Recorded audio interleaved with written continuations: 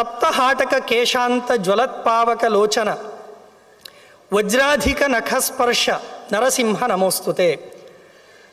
ನರಸಿಂಹ ಹೇಗಿದ್ದಾನೆ, ನರಸಿಂಹನ ಚಿಂತನೆ ಹೇಗೆ ಮಾಡಬೇಕು ನೋಡಿ. ನರಸಿಂಹನನ್ನು ಶಾಸ್ತ್ರಕಾರರಾಗಲಿ ನಾನು ಆಚಾರ್ಯ ಮಧ್ವರನ್ನು ಮುಟ್ಟದೆ ಪುರಾಣಗಳ ಬಗ್ಗೆ ಮಾತನಾಡಲಿಕ್ಕಾಗೋದಿಲ್ಲ. ಯಾಕೆಂದರೆ ಮಧ್ವಾಚಾರ್ಯರು ಪುರಾಣಗಳಿಗೆ ಕೊಟ್ಟಂತಹ ಕೊಡುಗೆ ಅಷ್ಟಿದೆ. ಹೆಜ್ಜೆ ಹೆಜ್ಜೆಗೂ ಆಚಾರ್ಯರ ಸಿದ್ಧಾಂತ ಸಿಗ್ತಾ ಹೋಗುತ್ತೆ. ಆಚಾರ್ಯರು ಕೂಡ ನರಸಿಂಹನನ್ನು ಚಿಂತನೆ ಮಾಡಿದ್ದಾರೆ. ಅದನ್ನು ನಾನು ಈ ಶ್ಲೋಕದ ವಿವರಣೆಯ ನಂತರ ತಿಳಿಸಿಕೊಡ್ತೇನೆ. ತಪ್ತ ಹಾಟಕ, ಹಾಟಕ ಅಂತಂದರೆ ಸುವರ್ಣ, ಚಿನ್ನ. ಕಾಯಿಸಿದಂತಹ ಸುವರ್ಣದ ಬಣ್ಣ ಹೇಗಿರುತ್ತೆ ಹಾಗೆ ನರಸಿಂಹನ ಕೂದಲುಗಳು, ಕೂದಲಿನ ಅಂತ ಅಷ್ಟು ಹೊಳಪು.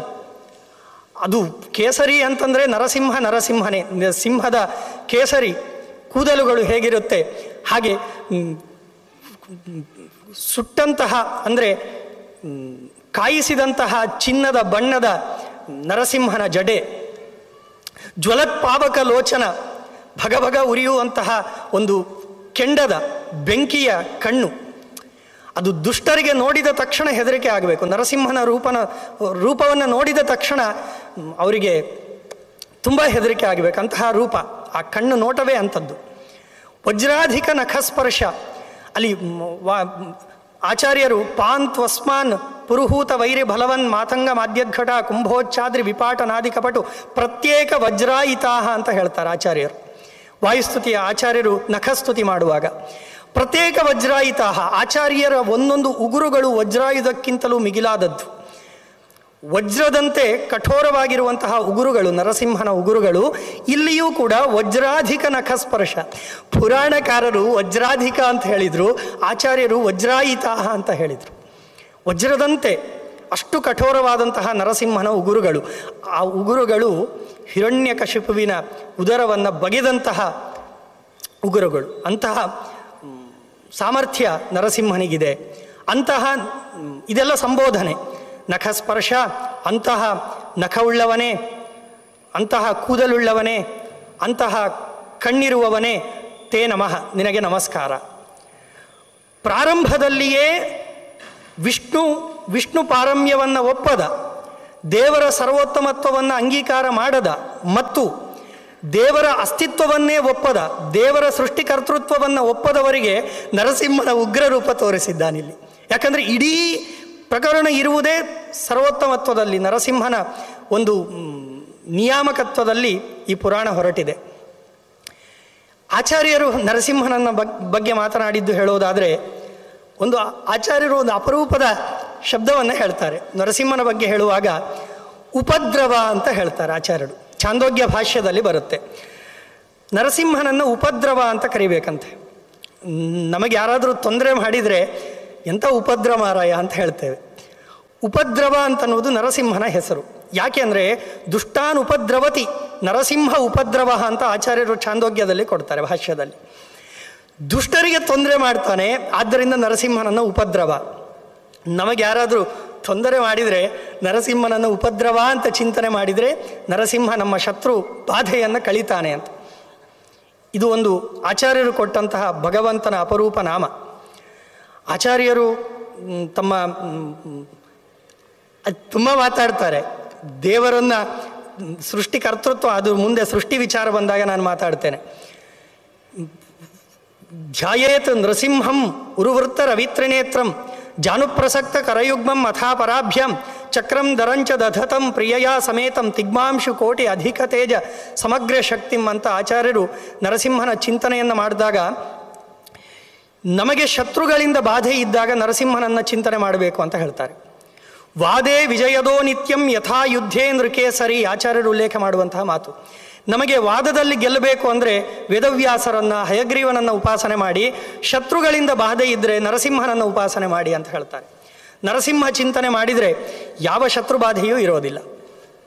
ದೈಹಿಕವಾಗಿ, ಮಾನಸಿಕವಾಗಿ, ಬಾಹ್ಯವಾಗಿ ಯಾವ ಶತ್ರುಗಳು ನಮ್ಮನ್ನೇನು ಮಾಡಲಿಕ್ಕಾಗೋದಿಲ್ಲ ಅಂತ ಶತ್ರುಗಳ ನಿವಾರಣೆಗಾಗಿ ಆಚಾರ್ಯರು ನರಸಿಂಹನನ್ನು ಚಿಂತನೆ ಮಾಡ್ತಾರೆ. ಈ ಥರ ತುಂಬ ಮಾತನಾಡ್ತಾರೆ. ಪುರಾಣ ಮುಂದೆ ಹೋಗೋದಿಲ್ಲ, ಆಚಾರ್ಯರನ್ನು ಹಿಡ್ಕೊಂಡು ಕೂತ್ರೆ. ಮುಂದಿನ ಮಾತುಗಳು ನೋಡುವಾಗ ಸೃಷ್ಟಿಯ ವಿಚಾರ ಬಗ್ಗೆ ಮಾತನಾಡ್ತಾರೆ, ಪುರಾಣ ಮಾತನಾಡುತ್ತೆ. ಎಲ್ಲ ಋಷಿಗಳು ಕೂಡ ಅವರು ಹಿಮವದ್ವಾಸಿನಃ ಸರ್ವೇ ಮುನಯೋ ವೇದಸಾರಗಾಃ ತ್ರಿಕಾಲಗ್ನಾಃ ಮಹಾತ್ಮಾನಃ ನೈಮಿಷಾರಣ್ಯವಾಸಿನಃ, ಅನೇಕ ಕ್ಷೇತ್ರಗಳಿಂದ ಅನೇಕ ಪ್ರದೇಶಗಳಿಂದ ಎಲ್ಲರೂ ಪ್ರಯಾಗಕ್ಕೆ ಹೋಗ್ತಾರಂತೆ. ಅಲ್ಲಿ ಭರದ್ವಾಜರನ್ನು ಭೇಟಿಯಾಗಬೇಕು ಅಂತ ಅವರು ಅಲ್ಲಿ ಸ್ನಾನಕ್ಕೆ ಅಂತ ಹೋಗಿರ್ತಾರೆ ಎಲ್ಲ ಋಷಿಗಳು. ಅಲ್ಲಿ ಭರದ್ವಾಜರನ್ನು ಎಲ್ಲ ಮುನಿಗಳು ಕಾಣ್ತಾರೆ. ಭರದ್ವಾಜರಿಗೆ ಆ ಎಲ್ಲ ಮುನಿಗಳು ಕೂಡ ಅವರು ಎಂಥವರು ಅಂದರೆ ತ್ರಿಕಾಲಜ್ಞಾಃ ಮಹಾತ್ಮಾನಃ, ಎಲ್ಲರೂ ಜ್ಞಾನಿಗಳೇ. ಆದರೂ ಅವರು ಹೋಗಿ ಭರದ್ವಾಜರಿಗೆ ನಮಸ್ಕಾರ ಮಾಡ್ತಾರೆ. ಭರದ್ವಾಜರು ಕೂಡ ಅವರಿಗೆ ಸತ್ಕಾರವನ್ನು ಮಾಡ್ತಾರೆ, ಅವರಿಗೆ ಆಸನವನ್ನು ಕೊಡ್ತಾರೆ. ಪರಸ್ಪರ ಎಲ್ಲರೂ ಕುಳಿತುಕೊಂಡು, ಋಷಿ ಮುನಿಗಳೆಲ್ಲರೂ ಕೂತ್ಕೊಂಡು ಕೃಷ್ಣನ ಕಥೆಯನ್ನು ಕೃಷ್ಣಾಶ್ರಿತಾ ಕಥಾ ಸರ್ವೇ ಪರಸ್ಪರ ಮಥಾಬ್ರುವನ್, ಪರಸ್ಪರ ಒಬ್ಬರಿಗೊಬ್ಬರು ಕೃಷ್ಣನ ಕಥೆಯನ್ನು ಮಾತನಾಡ್ತಾ ಇದ್ರಂತೆ. ಕೃಷ್ಣ ಹಾಗೆ ಮಾಡಿದ ಹೀಗೆ ಮಾಡಿದ ಅಂತ ಮಾತನಾಡ್ತಾ ಇರುವಾಗ ಅಲ್ಲಿಗೆ ವೇದವ್ಯಾಸರ ಶಿಷ್ಯರು ಸೂತರು ಬರ್ತಾರೆ. ಸೂತರು ಬಂದಾಗ ಎಲ್ಲ ಮುನಿಗಳು ಭರದ್ವಾಜರು ಕೂಡ ಸೂತರಿಗೆ ಸ್ವಾಗತವನ್ನು ಕೋರಿ ನಮನವನ್ನು ಮಾಡಿ ತಮ್ಮ ಪ್ರಪ್ರಚ್ಛ ಭರದ್ವಾಜ ಮುನೀನಾಂ ಅಗ್ರತಸ್ತದ. ಆಗ ಭರದ್ವಾಜರು ಋಷಿಗಳನ್ನು ಹಿಂದೆ ಮಾಡಿಕೊಂಡು ಅವರು ಮುಂದೆ ಹೋಗಿ ಸೂತರಿಗೆ ಪ್ರಶ್ನೆಯನ್ನು ಕೇಳ್ತಾರಂತೆ. ನೀವು ಹಿಂದೆ ನನಗೆ ವರಾಹನ ಚಿಂತನೆಯನ್ನು ಕೊಟ್ಟಿದ್ರಿ ಸೂತರೆ, ಈಗ ನನಗೆ ನರಸಿಂಹನ ವಿಚಾರವನ್ನು ತಿಳಿಸಬೇಕು. ನರಸಿಂಹನ ಕಥೆಯನ್ನು, ಆ ವಿಚಾರವನ್ನು ನನಗೆ ತಿಳಿಸಿಕೊಡಬೇಕು ಅಂತ ಪ್ರಾರ್ಥನೆ ಮಾಡ್ತಾರೆ. ಸಾಂಪ್ರತಂ ನಾರಸಿಂಹಾಖ್ಯಂ ತ್ವತ್ತಃ ಪೌರಾಣ ಸಂಹಿತಾಂ ಶ್ರೋತುಮಿಚ್ಛಾಮ್ಯಹಂ ಸೂತ ಶ್ರೋತುಕಾಮ ಇಮೇ ಸ್ಥಿತಾಃ. ನಾವೆಲ್ಲರೂ ಬಂದಿರುವುದು ನರಸಿಂಹನ ಬಗ್ಗೆ ತಿಳಿಯಬೇಕು ಅಂತ, ಆ ವಿಚಾರವನ್ನು ತಿಳಿಸಿಕೊಡಿ ಅಂತ ಕೇಳಿದಾಗ ಅಲ್ಲಿ ಭರದ್ವಾಜರು ಒಂದು ಪ್ರಶ್ನೆಯನ್ನು ಮಾಡ್ತಾರೆ. ಕುತಃ ಏತತ್ ಸರ್ವಂ, ಯಾರಿಂದ ಈ ಜಗತ್ತು ಸೃಷ್ಟಿಗೊಂಡಿತು, ಮತ್ತು ಯಾರಿಂದ ಈ ಜಗತ್ತು ಇವತ್ತಿಗೂ ಕ್ಷೇಮವಾಗಿ ಇದೆ, ಮತ್ತು ಮುಂದೆ ಲಯ ಹೊಂದುತ್ತಲ್ವಾ ಅದು ಯಾರಿಂದ ಹೊಂದುತ್ತೆ? ಒಂದು ಸೃಷ್ಟಿ ಸ್ಥಿತಿ ಲಯದ ಬಗ್ಗೆ ಪ್ರಶ್ನೆ ಮಾಡಿದರು. ನೋಡಿ, ಸೃಷ್ಟಿ ಆದದ್ದೂ ನಿಜ, ಈಗಿರುವುದೂ ನಿಜ ಸತ್ಯ ಜಗತ್ತು, ಮುಂದೆ ಲಯ ಆಗುವುದು ಅಷ್ಟೇ ಸತ್ಯ. ಇರುವುದು ಸುಳ್ಳಲ್ಲ, ಹುಟ್ಟಿದ್ದು ಅಕಸ್ಮಾತ್ ಅಲ್ಲ, ಮುಂದೆ ನಾಶ ಆಗುವುದು ಅಕಸ್ಮಾತಾಗಿ ಆಗುವುದಿಲ್ಲ. ಎಲ್ಲವೂ ದೇವರ ವ್ಯವಸ್ಥಿತವಾದಂತಹ ಕ್ರಿಯೆಗಳು. ಸೃಷ್ಟಿ ಆಗಿದೆ ಅಂತಂದರೆ ಸೃಷ್ಟಿಗೆ ಒಬ್ಬ ಕಾರಣ ಇರಲೇಬೇಕು, ಸೃಷ್ಟಿಕರ್ತರು ಇರಲೇಬೇಕು. ಅದೇ ಪ್ರಶ್ನೆ ಮಾಡಿದರು. ಯಾರಿಂದ ಈ ಜಗತ್ತು ಸೃಷ್ಟಿಗೊಂಡಿತು? ಅವ್ರಿಗೆ ಗೊತ್ತಿದೆ, ಜ್ಞಾನಿಗಳಿಗೆ ಗೊತ್ತಿದೆ. ಇದು ಸಾಮಾನ್ಯ. ಒಂದು ವಸ್ತು ಸೃಷ್ಟವಾಯಿತು ಅಂತಂದರೆ ಅದಕ್ಕೆ ಒಬ್ಬ ನಿರ್ಮಾತೃ ಇರಲೇಬೇಕು. ಒಪ್ಪದೇ ಇದ್ದರೆ ಸೃಷ್ಟಿಕರ್ತೃತ್ವವನ್ನು, ಅಂದರೆ ಜಗತ್ತನ್ನೇ ಒಪ್ಪದೇ ಇದ್ದರೆ ಅಥವಾ ಜಗತ್ತಿಗೆ ಒಬ್ಬ ಸೃಷ್ಟಿಕರ್ತೃವನ್ನು ಒಪ್ಪದೇ ಇದ್ದರೆ ಅವರು ಅಂಧಂತಮಕ್ಕೆ ಹೋಗ್ತಾರೆ ಅಂತ ಉಪನಿಷತ್ತು ಮಾತನಾಡುತ್ತೆ.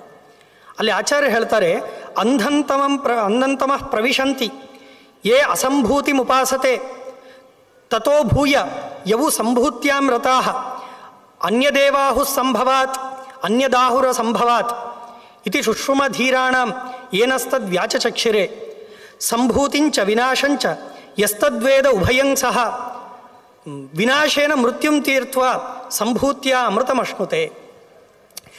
ಜಗತ್ತು ಸೃಷ್ಟಿ ಜಗತ್ತು ಆಗಿದೆ ಅಂತಂದರೆ ಅದಕ್ಕೆ ಕರ್ತೃವನ್ನು ಒಪ್ಪಲೇಬೇಕು, ಮತ್ತು ಲಯ ಆಗುವುದನ್ನು ಒಪ್ಪಲೇಬೇಕು.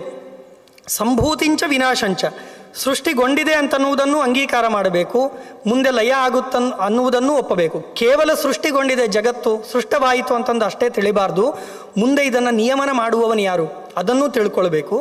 ಮುಂದೆ ಎಲ್ಲಿ ಲಯ ಆಗುತ್ತೆ ಅದನ್ನು ತಿಳ್ಕೊಳ್ಬೇಕು. ವಿನಾಶೇನ ಮೃತ್ಯುಂ ತೀರ್ಥ, ಜ್ಞಾನ ವ್ಯರ್ಥ ಅಲ್ಲ. ನಮಗೆ ಯಾಕೆ ಬೇಕು? ದೇವರು ಸೃಷ್ಟಿ ಮಾಡಿದ್ದಾನೆ, ಇಷ್ಟು ಸಾಕಲ್ವ? ಯಾರು ನಿಯಮನ ಮಾಡಿದ್ರೇನು, ಯಾರು ಅದನ್ನು ಕಬಳಿಸಿದ್ರೇನು? ಸೃಷ್ಟಿ ಅದನ್ನು ತಿಳ್ಕೊಳ್ಬೇಕು ಅಂತ. ವಿನಾಶೇನ ಮೃತ್ಯುಂ ತೀರ್ಥ, ಯಾರಲ್ಲಿ ಲಯ ಆಗುತ್ತೆ ಅದು ದೊಡ್ಡತನವೇ ಅಲ್ವಾ? ಯಾರು ನಿಯಮನ ಮಾಡ್ತಾನೆ ಅವನ ದೊಡ್ಡತನವೂ ಇದೆ ಅಲ್ವಾ? ಆದ್ದರಿಂದ ಎಲ್ಲವನ್ನೂ ತಿಳಿಬೇಕು ಅಂತ ಹೇಳ್ತಾರೆ. ಪುರಾಣ ಅದನ್ನೇ ಹೇಳ್ತಾರೆ, ಕಸ್ಮಿನ್ ವಾ ಲಯಮಭ್ಯೇತಿ ಜಗದೇತತ್ ಚರಾಚರಂ. ಈ ಚರಾಚರಾತ್ಮಕವಾದಂತಹ ಪ್ರಪಂಚ ಕೊನೆಗೆ ಯಾರಲ್ಲಿ ಲೀನವಾಗುತ್ತೆ ಅಂತನ್ನುವ ವಿಚಾರವನ್ನು ಕೇಳ್ತಾರೆ. ಅದನ್ನು ಸೂತರು ವೇದವ್ಯಾಸ ದೇವರಿಗೆ ಪ್ರಾರ್ಥನೆ ಮಾಡಿ ನಮೋ ಭಗವತೆ ತಸ್ಮೈ ವ್ಯಾಸಾಯ ಅಮಿತ ತೇಜಸೆ ಯಸ್ಯ ಪ್ರಸಾದಾದ್ ವಕ್ಷ್ಯಾಮಿ ವಾಸುದೇವ ಕಥಾಂ ಇಮಾಂ. ಭಗವಂತನ ಬಗ್ಗೆ ಯಾಕೆ ಅಂದರೆ ವಾಸುದೇವ ಕಥಾಂ ಇಮಾಂ ಅಂತ ಹೇಳಿದರು. ವಾಸುದೇವ ಅಂತಂದರೆ ಅದು ಮೋಕ್ಷ ರೂಪ. ನಮಗೆ ಅಧ್ಯಯನದಿಂದ ಆಗುವಂಥದ್ದು ಮೋಕ್ಷ. ಆ ಮೋಕ್ಷ ಕೊಡುವಂತಹ ಭಗವಂತನ ಕಥೆಯನ್ನು ಆ ವೇದವ್ಯಾಸ ದೇವರೇ ನಾರಾಯಣ ಅಂತಹ ಭಗವಂತನಿಂದ ವೇದವ್ಯಾಸದೇವರಿಂದ ನಾನು ಹೇಳ್ತೇನೆ ಅಂತ ಪ್ರಾರಂಭ ಮಾಡ್ತಾರೆ. ಗುರುನಮನಕ್ಕೆ ಅಥವಾ ವೇದವ್ಯಾಸರನ್ನು ಗುರುಗಳಾಗಿ ಭಗವಂತನಾಗಿ ಸೂತರು ನಮಸ್ಕಾರ ಮಾಡಿದ್ದು ಅತ್ಯಂತ ಅನುಕರಣೀಯವಾದಂತಹ ವಿಚಾರ. ಇದನ್ನು ಆಚಾರ್ಯರು ತೋರಿಸಿಕೊಟ್ರು. ಆಚಾರ್ಯರು ಗೀತಾಭಾಷ್ಯದಲ್ಲಾಗುವಾಗ ದೇವಂ ನಾರಾಯಣಂ ನತ್ವ ಸರ್ವದೋಷ ವಿವರ್ಜಿತಂ ಪರಿಪೂರ್ಣಂ ಗುರೂನ್ ಚ ಆನ್ ಅಂತ ಹೇಳ್ತಾರೆ. ಅಲ್ಲಿಗೆ ನಾರಾಯಣತ್ವೇನ ಭಗವಂತನಿಗೆ ನಮಸ್ಕಾರ ಮಾಡಿಯೂ ಆಚಾರ್ಯರು ಗುರುತ್ವೇನ ವೇದವ್ಯಾಸರನ್ನು ನಮಸ್ಕಾರ ಮಾಡ್ತಾರೆ. ಅದನ್ನು ಮತ್ತು ಬಹುವಚನದಲ್ಲಿ ಪ್ರಯೋಗ ಮಾಡಿ ಮಾತನಾಡ್ತಾರೆ ಆಚಾರ್ಯರು. ಹೀಗೆ ವೇದವ್ಯಾಸ ದೇವರನ್ನು ಸೂತರು ನಮಸ್ಕಾರ ಮಾಡಿ ಒಂದು ಮಾತನ್ನು ಹೇಳ್ತಾರೆ ಆ ಎಲ್ಲ ಋಷಿಗಳಿಗೆ. ನಾರಾಯಣಾದಿದಂ ಸರ್ವಂ ಸಮುತ್ಪನ್ನಂ ಚರಾಚರಂ ತೇನೈವ ಪಾಲ್ಯತೆ ಸರ್ವಂ ನರಸಿಂಹಾದಿ ಮೂರ್ತಿಭಿಹಿ. ಇದೆಲ್ಲವೂ ಕೂಡ ಸೃಷ್ಟವಾದದ್ದು ನಾರಾಯಣನಿಂದ, ಭಗವಂತನಿಂದಲೇ ಸೃಷ್ಟವಾಗಿದೆ. ಇದೆಲ್ಲವೂ ಅವನಿಂದಲೇ ಸ್ಥಿತಿಗೊಳ್ತಾ ಇದೆ, ಕೊನೆಗೆ ಅವನಿಂದಲೇ ಲಯ ಹೊಂದುತ್ತೆ. ಭಗವಂತನೇ ಎಲ್ಲವನ್ನೂ ಕಬಳಿಸ್ತಾನೆ ಕೊನೆಗೆ. ಅದು ಇದೆ, ಬ್ರಹ್ಮನಲ್ಲಿದ್ದು ಸೃಷ್ಟಿ ಮಾಡ್ತಾನೆ, ರುದ್ರನಲ್ಲಿದ್ದು ಲಯಗೊಳಿಸ್ತಾನೆ, ದೇವತೆಗಳಿಗೂ ಕೆಲಸ ಇದೆ. ಮುಖ್ಯವಾಗಿ ಮಾಡುವುದು ಎಲ್ಲವನ್ನೂ ಮಾಡುವುದು ಭಗವಂತ. ಈ ಅನುಸಂಧಾನ ಬೇಕು ಅಂತ ನಾರಾಯಣಾತ್ ಇದಂ ಸರ್ವಂ ಅಂತ ಪುರಾಣಕಾರರು ತಿಳಿಸಿಕೊಟ್ರು. ತಸ್ಮಾತ್ ಅದಾದ ಮೇಲೆ ಸೃಷ್ಟಿ ಹೇಗಾಯಿತು? ತುಂಬ ವಿಚಾರಗಳಿವೆ ಸೃಷ್ಟಿಯ ಬಗ್ಗೆ ಮಾತನಾಡುವಾಗ. ಅನೇಕ ವಿಧವಾದ ಸೃಷ್ಟಿಯನ್ನು ಹೇಳ್ತಾರೆ.